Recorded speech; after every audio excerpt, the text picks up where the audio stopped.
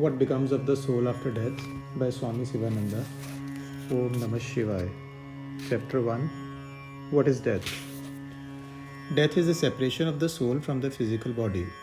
Death becomes the starting point of a new and better life. Death does not end your personality and self-consciousness. It merely opens the door to a higher form of life. Death is only the gateway to a fuller life. Birth and death are jugglery of Maya. He who is born begins to die. He who dies begins to live. Life is death and death is life. Birth and death are merely doors of entry and exit on the stage of this world.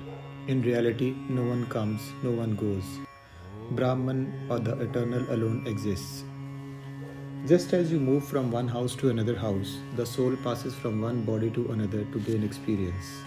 Just as a man casting off worn-out garments takes new ones, so the dweller in this body, casting off worn-out bodies, enters into others which are new. Death is not the end of life. Life is one continuous, never-ending process. Death is only a passing and a necessary phenomenon which every soul has to gain experience for its further evolution.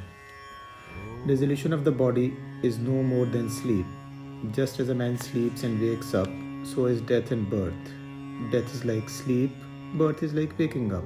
Death brings promotion to a new and better life. A man of discrimination and wisdom is not afraid of death. He knows that death is the gate of life.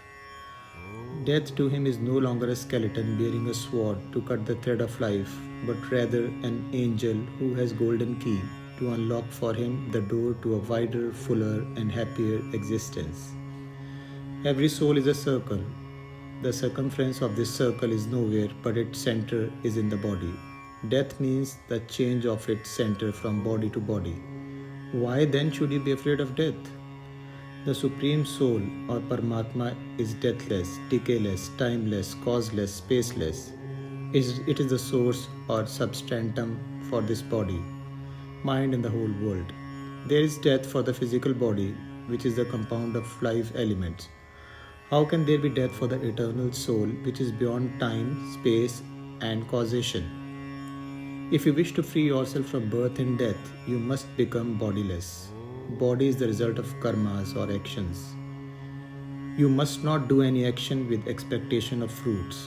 If you free yourself from raga dvesha or likes and dislikes, you will be free from karma. If you kill egoism only, you can free yourself from raga and dvesha. If you annihilate ignorance through knowledge of the imperishable, you can annihilate egoism. The root cause for this body is therefore ignorance.